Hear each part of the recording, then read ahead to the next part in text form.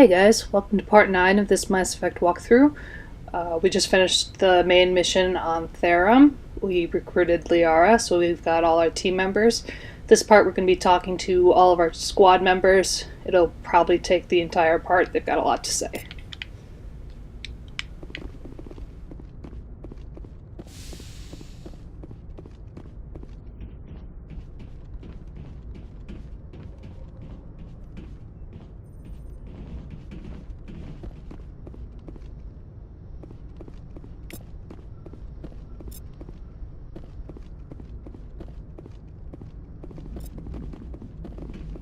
I prefer gold to silver, for my medal. I figured you'd recommend me for one since I, pulled your boots out of the fire. If we present you with a medal, you'll end up sitting on stage listening to politicians make speeches for a couple of hours. Fun. That's a good point. They'd probably make me shave, too. I spent the last 7 weeks working on this baby. No medal's worth that. So, Commander, why don't you tell me why you're really here? I like to know my crew. Mind if I ask you a few questions? I can see where this is going. You did a background check on me, didn't you? Well, I'll tell you the same thing I told the captain. You want me as your pilot. I'm not good. I'm not even great. I am the best damn helmsman in the Alliance fleet. Top of my class in flight school, I earned that. All those commendations in my file, I earned every single one. Those weren't given to me as charity for my disease. I'm sorry, Joker. I didn't even know you were sick. You mean you didn't know? Oh, crap. Okay, I've got Vrolik syndrome, brittle bone disease. The bones in my legs never develop properly. They're basically hollow, too much force and they'll shatter. Even with crutches and my leg braces, it's hard to get around. One wrong step and crack! It's very dramatic, but I've learned to manage my condition, Commander. Put the Normandy in my hands and I'll make her dance for you. Just don't ask me to get up and dance unless, you like the sound of snapping shin bones. Why does everyone call you Joker? It's a lot shorter than saying Alliance Flight Lieutenant Jeff Moreau. Plus, I love to make little children laugh. I was just thinking how much you remind me of Santa Claus. Look, I didn't pick the name. One of the instructors in flight school used to bug me about never smiling. She started calling me Joker, and it stuck. Why didn't you ever smile? Hey, I worked my ass off in flight school, Commander. The world's not gonna hand you anything if you go around grinning like an idiot. By the end of the year, I was the best pilot in the academy, even better than the instructors, and everybody knew it. They'd all got their asses kicked by the sickly kid with the creaky little legs. One guess who was smiling at graduation? I have to go. All right, see ya.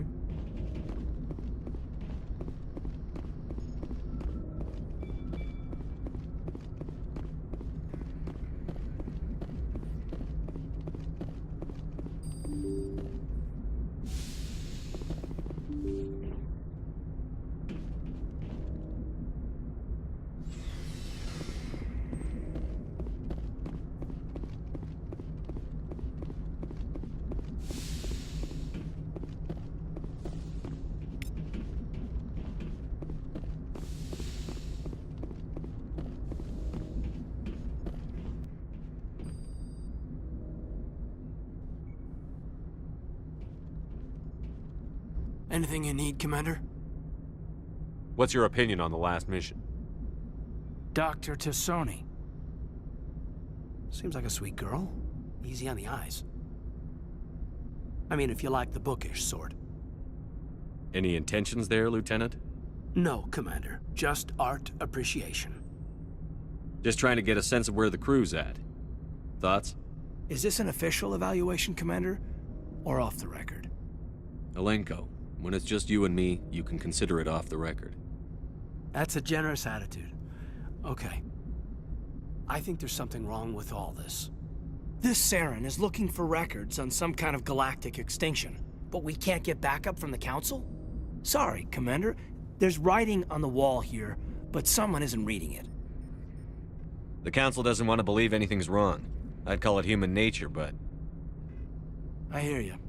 It just seems like a group that's been around as long as the Council should see this coming. Sorry if I got too informal. Protocol wasn't a big focus back in Bot. Tell me about it. Biotic acclimation and temperance didn't last past the airlock. To the kids they hauled in, it was brain camp. sorry, hauled in is unkind. We were encouraged to commit to an evaluation of our abilities so an understanding of biotics could be compiled. There are worse results of accidental exposure to Element Zero in the womb. Beats the brain tumors some kids grew up with. Is there some question about how you were exposed? My mother was downwind of a transport crash. It was before there were human biotics, a little after the discovery of the Martian ruins. It only gets iffy around 63 when Kinetics was running out of first-gen subjects. Until then, they'd relied on accidentals. A bunch of guys in suits show up at your door after school, and next thing you know, you're out on Jump Zero. Jump Zero is Gagarin Station, right? What's it like? Yeah, that's the official name. Biggest and farthest facility we had for decades. Right on the termination shock, the outer edge of the solar system. It's where they did all the Goose Chase FTL research before we caught on to using mass effect fields. It was a sterile research platform when I was there. You know of any intentional exposures for certain? No one knows. Doesn't mean they didn't happen. As big as the exposures were, it was hard to track down accidentals. It was different then. No one knew the potential, so there wasn't a lot of regulation. Anything Kinetics did was gold. I'm not saying they intentionally detonated drives over our outposts, but in retrospect, they were damn quick on the scene. There were other kids in the same boat, right? At least you weren't alone out there. That's true. We did have a little circle that'd get together every night before lights out. We didn't have much to do, though. It was a research platform then, and Kinetics kept Jump Zero off the extranet to prevent leaks. Then you must have had plenty of time to get to know each other. Yeah, we'd sit around and bull every night after dinner, play cards or network games. There was this girl named Rana, who had a little circle grow up around her. She was from Turkey. Her family was very rich. But she was smart and charming as hell. Beautiful, but not stuck up about it. I think you'd have liked her. Sounds like she was special to you. She was. Maybe she felt the same. But things never felt together. Training, you know. Jump Zero's a long way from home. What was it like? The grand gateway to humanity looks a lot better in the vids. But that's my own baggage, Commander. No bearing on this. Alenko, there's no regulation that says you can't be friends with your commander. I appreciate that, Commander. I just don't want you to think that I'm a whiner. Besides, I've got my past squared away.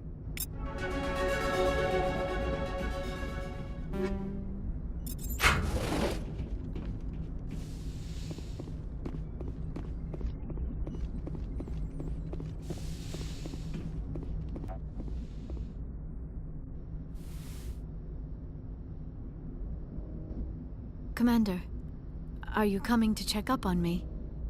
You look much better. How are you feeling? Dr. Chakwas assures me I am going to be fine. I was impressed with her knowledge of Asari physiology. You're in good hands. Dr. Chakwas knows what she's doing. I never properly thanked you for saving me from the Geth, Commander. If you hadn't shown up, I'm just glad we got there in time. so am I. I know you took a chance bringing me aboard this ship. I have seen the way your crew looks at me. They do not trust me. But I am not like Benezia.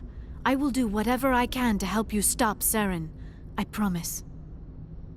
Don't worry, Liara. I trust you. I know you won't let me down.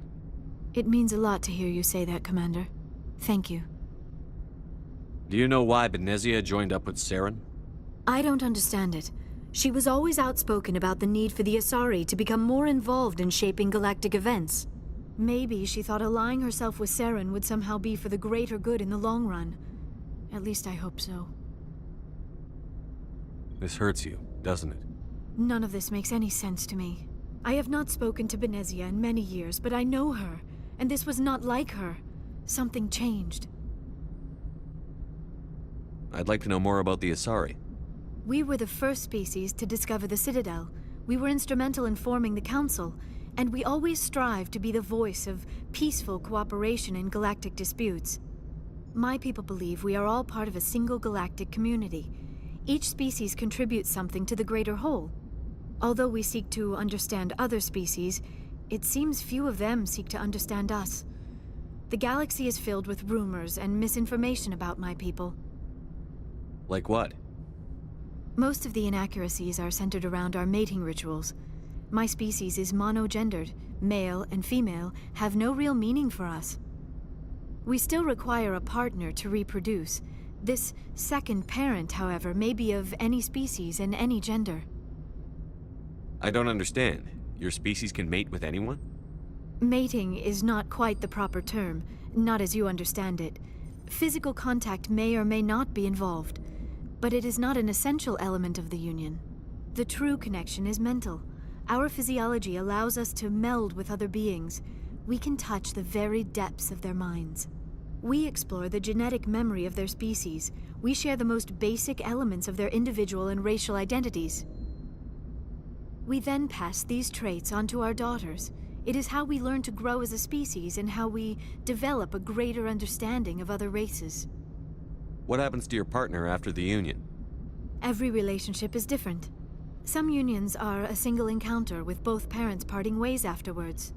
Others can be more long-term. Sometimes an Asari and her partner will stay together for many decades. Do you know who Matriarch Benezia chose as her partner? She rarely spoke of her partner. Though I know my father, if you want to use that term, was another Asari.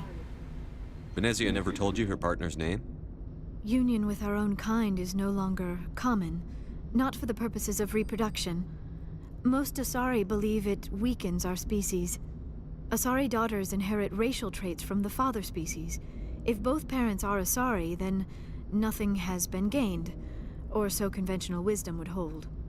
I am what is sometimes called a pureblood, though no Asari would ever be cruel enough to say the word to my face. It is a great insult among my people. It is possible Benezia's partner was embarrassed by their union. She may have been too ashamed to publicly acknowledge me as her offspring. Maybe she wanted to meet you but couldn't. Something could have happened to her. Maybe she passed away. You might be right. I hope you are. But I have no way to know for sure. Benezia never spoke of her partner. Whatever happened, it caused her too much pain to dwell on it. She raised me by herself, though that is not uncommon. Many Asari raise their children alone, particularly if the father species is short-lived. Often the partner will pass on long before the child reaches maturity. You Asari live for 1,000 years. What happens when your partner dies? Few sapient species live as long as my kind. We have learned to take a philosophical approach to our unions. We do not focus on the inevitable loss of our partners. Instead, we enjoy the time we spend with them. And even after they're gone, a part of them lives on in us. The union is a connection that transcends both time and space. I should go. Goodbye, Commander. I get the feeling you want to ask me something, Commander. Tell me about yourself, Liara. Me? I am afraid I am not very interesting, Commander. I spend most of my time on remote digs, unearthing mundane items buried in long-forgotten Prothean ruins. You must enjoy something about it. I love my work. Seeking out history's lost secrets has a special appeal for me.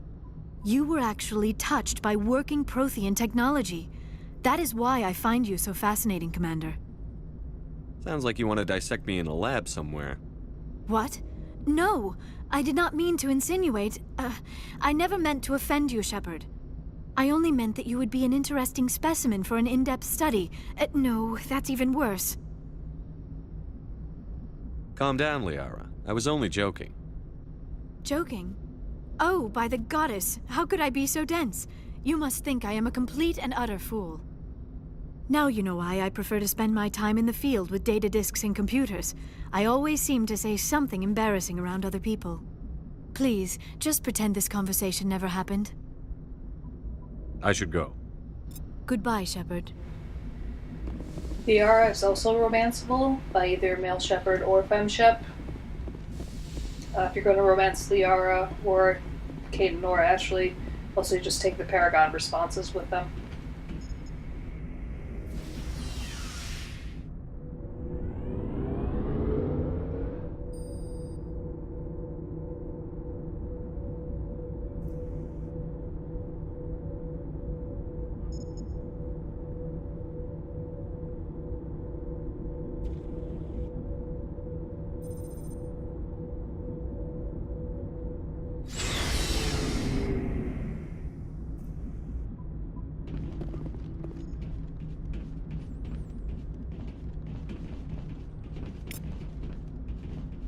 Commander, nice work out there. I knew working with a Spectre would be better than life at CSEC. Have you worked with a Spectre before? Well, no, but I know what they're like. Spectres make their own rules. You're free to handle things your way. At CSEC, you're buried by rules. The damn bureaucrats are always on your back. For the most part, the rules are there for a reason. Maybe. But sometimes it feels like the rules are only there to stop me from doing my work. If I'm trying to take down a suspect, it shouldn't matter how I do it, as long as I do it. But CSEC wants it done their way. Protocol and procedure come first. That's why I left. So you just quit because you didn't like the way they do things? There's more to it than that. It didn't start out bad, but as I rose in ranks, I got saddled with more and more red tape. CSEC's handling of Saren was typical. I just couldn't take it anymore. I hate leaving. I hope you made the right choice. I'd hate for you to regret it later. Well, that's sort of why I teamed up with you. It's a chance for me to get off the Citadel, see how things are done outside CSEC. Either way, I plan to make the most of this. And without CSEC headquarters looking over my shoulder, well, maybe I can get the job done my way for a change. If getting the job done means endangering innocent people, then no. We get the job done right, not fast. Got it? I wasn't trying to... I understand, Commander.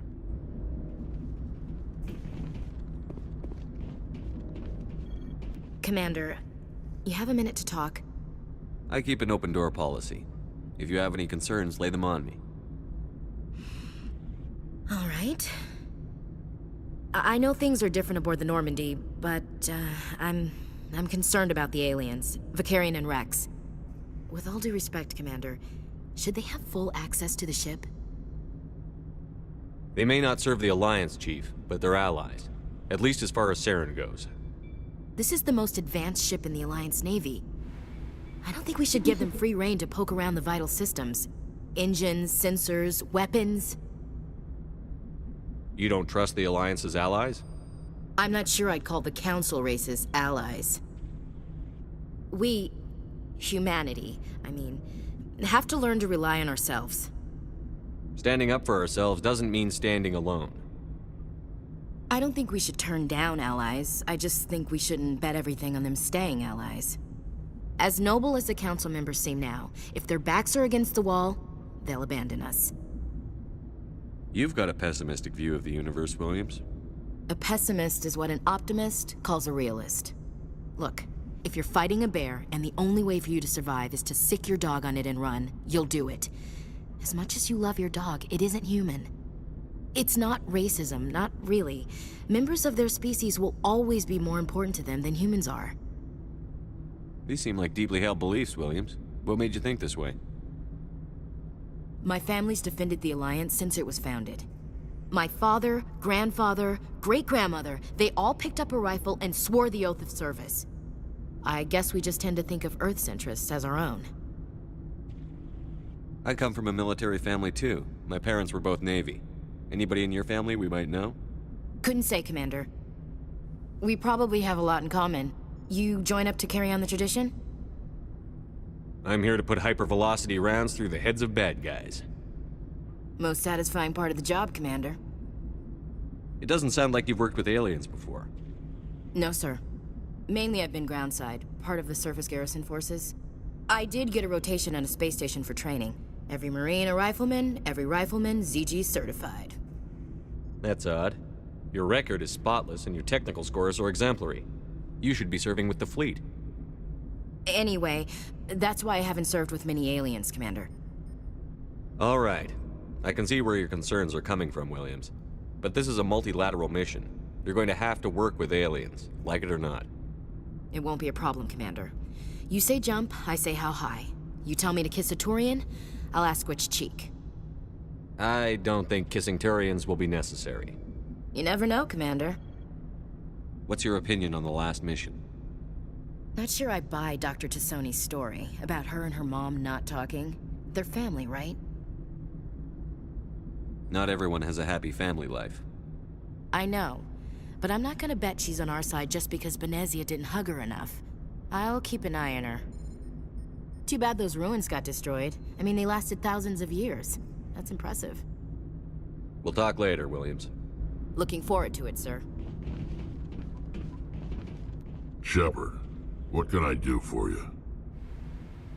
What's your story, Rex? There's no story. Go ask the Quarian if you want stories. You Krogan lived for centuries. Don't tell me you haven't had a few interesting adventures. Well, there was this one time the Turians almost wiped out our entire race. That was fun. I heard about that. You know, they almost did the same to us. It's not the same. It seems pretty much the same to me. So your people were infected with a genetic mutation? An infection that makes only a few in 1,000 children survive birth? And I suppose it's destroying your entire species? I suppose it isn't all the same. I don't expect you to understand, but don't compare humanity's fate with the Krogan. I was just making conversation. I wasn't trying to upset you. Your ignorance doesn't upset me, Shepard. As for the Krogan, I gave up on them long ago. The genophage infected us, but it's not what's killing us. What can you tell me about the genophage? Ask the Solarians if you want details. They made it. All I know, it makes breeding nearly impossible. Thousands die in stillbirth, and most never get that far. Every Krogan is infected, every one, and no one's rushing to find a cure.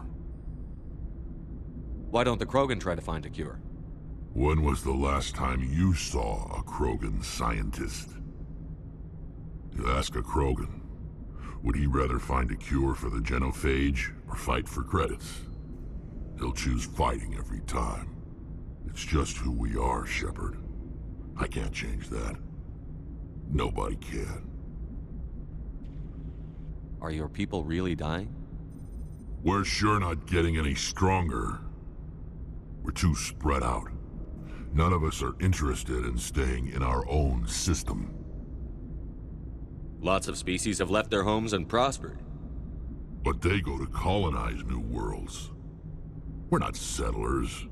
We're warriors. We want to fight. So we leave. Hire ourselves out. And most of us never go back. So long, Rex. Shepard.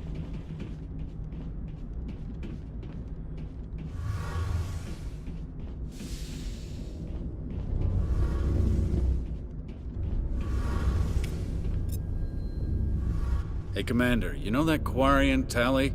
She's been spending all her time down here asking me about our engines. I'll tell her to leave you alone. What? No, she's amazing. I wish my guys were half as smart as she is. Give her a month on board and she'll know more about our engines than I do. She's got a real knack for technology, that one. I can see why you wanted her to come along. I figured she'd be a real asset to the team. You got an eye for Tally, Commander, but I'm guessing that's not why you came down here. I want to know more about the Normandy. She's the best ship I've ever served on, probably the fastest vessel ever designed, and she's the only one using the new Tantalus drive core. What's so special about the Tantalus drive core? Proportionally, it's about twice the size of any other vessel. Not only are we faster, but we can run at FTL speeds longer before we have to discharge the core. Fill me in on the IES stealth systems. How does it work exactly? You can't hide a ship out in space. They emit too much heat and radiation, too easy for sensors to pick them up, unless you find a way to capture those emissions. So our stealth systems trap the energy we give off in storage sinks built into the ship itself. No emissions to give away our location. Eventually the sinks have to be vented. More than a few hours silent running and they overheat. Cook us inside our own hull. There's no way for anyone to detect us? A visual scan can still pick us up. Anyone looking out a window can see us plain as day. But you have to be pretty close to get an actual visual out in space. Most vessels rely on scanners. As long as the stealth systems are engaged, they can't see us. Not unless we accelerate to FTL speeds. Why doesn't it work with faster-than-light travel? Cranking up the FTL blue shifts our emissions, pushes them into frequencies too high to capture in the sinks. As soon as we make the jump, it's like setting off a flare. Sensors can pick up our location whenever we enter or exit FTL flight, but for short-range missions, our stealth systems are amazing, and we've got the only one. Where else have you served, Adams? If you name a class of Alliance ship, I've probably served on it. Everything from dreadnoughts and carriers right down to frigates like the Normandy. My last assignment was on the Tokyo, only a cruiser, but she was a good ship. Couldn't hold a candle to the Normandy, though. Carry on, Adams. Aye, aye, Commander. Your ship's amazing, Shepard. I've never seen a drive core like this before. I can't believe you were able to fit it into a ship this small. I'm starting to understand why you humans have been so successful. I had no idea Alliance vessels were so advanced. The Normandy's a prototype. Cutting-edge technology. A month ago, I was patching a makeshift fuel line into a converted tug ship in the Flotilla. Now, I'm sitting on board one of the most advanced vessels in Citadel space. I have to thank you again for bringing me along. Traveling on a vessel like this is a dream come true for me. I had no idea you found ship technology so interesting. It comes with being a quarian. The migrant fleet is the key to the survival of my people. Ships are our most valuable resource. But we don't have anything like this. We make do with cast-offs and second-hand equipment. We just try to keep them running for as long as we can. Some of the fleet's larger vessels date all the way back to our original flight from the Geth. I can't believe your fleet's still using ships that are 3 centuries old. They're constantly being repaired, modified, and refitted. They aren't pretty, but they work. Mostly. We've tried to make ourselves as independent as possible on the Flotilla. Grow our own food, mine, and process our own fuel. But some things we just can't make on our own. A patch to maintain the hull integrity requires raw materials we just don't have. That's why our pilgrimages are so important. Tell me about your people. Our lives aren't easy. Resources are scarce, and we are constantly on the move. Everything we do must in some way contribute to the continuation of the migrant fleet. There are 17 million quarians in the Flotilla, and each of us relies on the others for survival. The bonds among my people are strong. Unfortunately, we have had to surrender many of the freedoms and civil liberties other species take for granted. What kind of freedoms? Well, it's illegal for parents to have more than one child. If our population grows too much, it would strain our resources to their breaking point. Of course, we also can't allow our numbers to become too few. If our population is in decline, the rule against single births is temporarily repealed. In extreme cases of population decline, incentives are even offered to encourage multiple births, though the Conclave hasn't had to take such measures in nearly a century. That's your government. The Conclave is our civilian branch of government. Each ship can elect a representative to serve on the Conclave and make decisions that affect the fleet as a whole. On matters that affect an individual ship, however, the captain has the final say. It's a tradition that dates back to the early days, when the fleet was governed by martial law. Fortunately, most captains nowadays are smart enough to have an elected council from their crew to give them advice and guidance. So the ultimate power rests with elected officials. In practice, the Conclave and the respective council for each ship tend to set the rules that govern our daily lives. But in theory, we are still under military jurisdiction. The 5 top-ranking military officials in the fleet serve on the Admiralty Board. These 5 have the power to overrule any decision by the Conclave in case of emergency. To do so requires unanimous agreement among the Admiralty, and they can only do this once. After that, the entire board must resign their posts. It's a safeguard that served us well. In nearly 3 centuries, the Admiralty Board has only overruled the Conclave 4 times. I want to know more about the pilgrimage. When my people reach maturity, we leave our birth ships and seek acceptance with a new crew. It's necessary to maintain genetic diversity among the fleet. But no ship wants to accept someone who will be a burden on them. So, to prove our worth, we embark on a pilgrimage. We set out alone, leaving the flotilla and our families behind us. We only return once we have found something of value we can bring back to the fleet. This is presented as a gift to the captain of the respective ship we wish to join. If the gift is accepted, we are welcomed into the crew. Can a captain choose to reject the gift? That doesn't happen often. Most captains are eager to increase the size of their crew. It increases their own standing in our society. Even when a gift is not particularly valuable, the captain usually accepts it out of a sense of tradition. However, there is a stigma to presenting a substandard gift. It's not the best way to make a good impression on a new community. Most pilgrims don't return until they find something worthwhile. I can't believe they just send you off alone. It's not like they just cast us out. Before we leave, we are given lessons in how to survive outside the flotilla, and given gifts to help us on our journey. We also receive implants to fight off sickness and disease. Generations of living in an isolated and highly controlled environment have left our immune systems weaker than most. By the time we leave the fleet, we are well equipped for the pilgrimage. This is a rite of passage for all quarians. If it were dangerous, our numbers would suffer. Virtually every pilgrimage ends with a triumphant return and the ritual presentation of the gift to one of the fleet's captains. I want to talk about something else. Like what? I want to know more about the Geth. I doubt I can tell you anything you don't already know. It's been almost 3 centuries since they drove my people into exile. All I know is the story of their origins, what they were when we created them, and how they turned on us. Interesting. The Geth were originally created to serve as an automated manual labor force. Initially, their intelligence was as limited as any VI. Over time, we made small modifications to their programming to allow them to perform more varied and complex tasks, bringing them closer and closer to true AI status. How come the Council didn't step in and stop you? This wasn't true AI research. We may have been skirting the bounds of the law, but we never did anything that was actually illegal. The changes were so insignificant, so gradual, that we were able to control them. Or so we thought. But one thing we underestimated was the power of the neural network.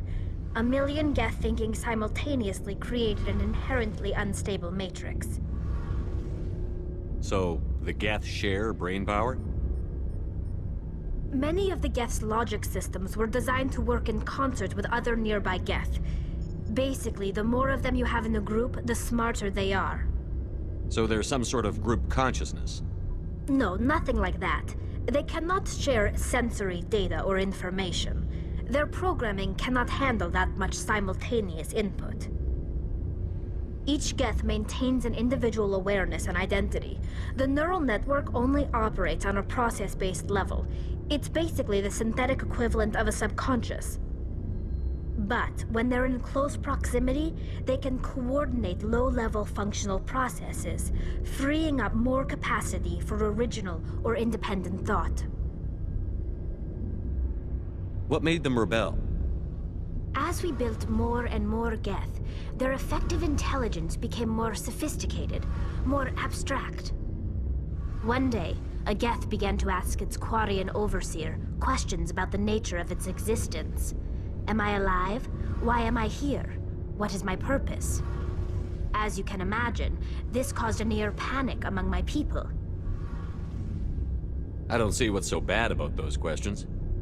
The Geth were created to engage in mundane, repetitive, or dangerous manual labor. That's fine for machines, but it won't satisfy a sentient being for long. The Geth were showing signs of rudimentary self-awareness and independent thought. If the Geth were intelligent, then we were essentially using them as slaves. It was inevitable the newly sentient Geth would rebel against their situation. We knew they would rise up against us, so we acted first. A general order went out across all quarian-controlled systems to permanently deactivate all Geth. The Geth responded to this order violently. You can't blame them for fighting for their survival. We had no other choice. The Geth were already on the verge of revolution. By acting quickly, we had a chance to end the war before it began. The hope was that most of the Geth would still be little more than machines, incapable of organized resistance. But they had progressed much further than anyone anticipated. The war was long and bloody. Millions upon millions of quarians died at their hands. In the end, we were forced to flee our own homeworld. We feared the Geth would pursue us, but they never came beyond the Veil. Now we drift through space, exile searching for a way to reclaim what was once ours. It's hard to feel sorry for you. Your ancestors tried to wipe out another species. We made a mistake when we created the Geth in the first place, but we did not make a mistake when we went to war against them. If we had not acted, they would have wiped us out. They're a synthetic life form. They have no use for organics. None. Why do you think they cut themselves off from the rest of the galaxy? Why do you think they've killed every organic being who's ever tried to contact them? I didn't mean to offend you. I'm sorry. I didn't mean to get so worked up. Most quarians tend to have pretty strong opinions about the Geth. I should go. See you later. Alright, we've talked to all our squad members. That'll do it for part 9. Thanks for watching. I will see you guys in part 10.